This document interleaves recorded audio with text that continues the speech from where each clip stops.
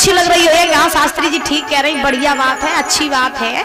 और जो सवेर हो सब बराबर। फिर कहा शास्त्री जी ने कही थी कोई मतलब नहीं है। कथा सुनना तभी अच्छा लगता है, पंडाल में आना तभी अच्छा लगता है जब यहाँ से आप कुछ सीख करके जाओ। और देखो भाई मेरा तो काम चिल्लाए वो 5 दिन हो ये चिल्ला 2 दिन और रहिए चिल्लाई, अपने घरे चले जाइए। मानो तुम्हारा काम भैया, मानियो तो मान लियो, न तो हमारी वापस ही लौटा दियो। ठीक है, बोली वृंदावन बिहारी लाल की। इधर श्री सुखदेव जी समझा रहे हैं, राजन परीक्षित महाराज पवन रेखा की सुंदरता को दुर्मिलिक राक्षस ने देखा, तो देखने के बाद राक्षस मोहित हो गया। वो राक्षस उग्रसेन का वेश बना करके पवन रेखा के पास में आ गया। पास में आकर के पवन रेखा नहीं समझ पाई कि महाराज है या एक राक्षस है। तो महाराज आज उस राक्षस ने पवन रेखा के साथ में मौका पा करके छल कर दिया, और आज महाराज पवन रेखा का पतिव्रता धर्म नष्ट कर दिया। जब पतिव्रता धर्म नष्ट किया है आज उस राक्षस ने, तो करने के बाद में आज वो राक्षस पुनः अपने वेश में आ गया। जब अपने वेश में आया तो जोर जोर से हंसने लगा। पवन रेखा ने देखा, रे मेरे साथ में इतना बड़ा धोखा हो गया, इतना बड़ा छल हो गया, ये मेरे महाराज नहीं बल्कि ये तो राक्षस है। इस राक्षस ने मेरे साथ में छल किया, मेरे साथ में बन बिहार किया, इसने तो मेरा धर्म ही नष्ट कर दिया। अब मैं अपने पति के पास में जाऊंगी, क्या मुंह दिखाऊंगी। रोने लगी पवन रेखा, उस राक्षस से कहने लगी, और दुष्ट नालायक पापी, अगर मैं पहले ये जान लेती कि तू एक राक्षस है तो मैं तुझे श्राप देकर के भस्म कर देती। तूने मुझे कहीं का नहीं छोड़ा, मैं अपने पति के पास में जाऊंगी, क्या मुंह दिखाऊंगी।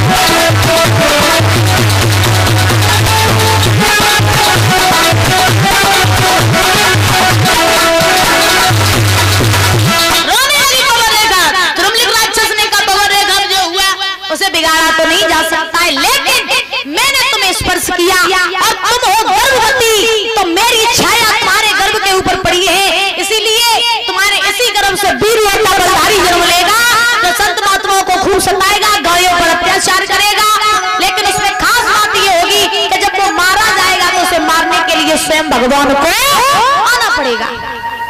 इसीलिए कहा जाता है जब माताएं गर्भवती होती हैं, ध्यान से सुन लेना मैया मेरी बात, सुन रही है मैया पीछे वाली, आज तुम दिखाई नहीं दे रही हो, तुम ज्यादा ही पीछे बैठी हो ना, कुल जने बैठे पीछे। तो सुन रही हो मेरी बात? अरे भैया आना तो कुछ बोलो करो। तो कहा जाता है कि जब स्त्री गर्भवती होती है तो गर्भावस्था में स्त्रियों को कभी भी घर से बाहर नहीं जाना चाहिए। क्यों? क्योंकि जब स्त्री गर्भवती होती है, जब घर से बाहर जाती है तो पता नहीं किसकी कैसी छाया गर्भ के ऊपर पड़ जाए, और जैसी छाया गर्भ के ऊपर पड़ेगी महाराज वैसी संतान जन्म लेगी। इसीलिए बुजुर्ग माताएं कहती हैं कि जब स्त्री गर्भवती होती है तो उसे घर से बाहर नहीं जाना चाहिए। और आजकल की माताएं अपने बहुओं को ज्यादातर घर में ही रखती हैं, बाहर नहीं जाने देती हैं, ऐसा हमने देखा है। तो पवन रेखा से उस राक्षस ने कहा, कहकर के राक्षस वहां से चला गया। इधर पवन रेखा महाराज पुनः मथुरा में आई, उग्रसेन को सारा हाल बताया। उग्रसेन ने जवाब दिया, पवन रेखा जो हुआ उसे बिगाड़ा नहीं जा सकता है, जो होगा भगवान के भरोसे छोड़ दो, सब वही जाने। आज पवन रेखा ने का जो गर्भ था उसके महाराज दिन व्यतीत होने लगे, धीरे धीरे समय व्यतीत हुआ। तो पवन रेखा के गर्भ के जब 9 मास पूरे हुए तो होने के बाद में महाराज पवन रेखा के गर्भ से एक बालक ने जन्म लिया। जी महाराज भाई दुख वाली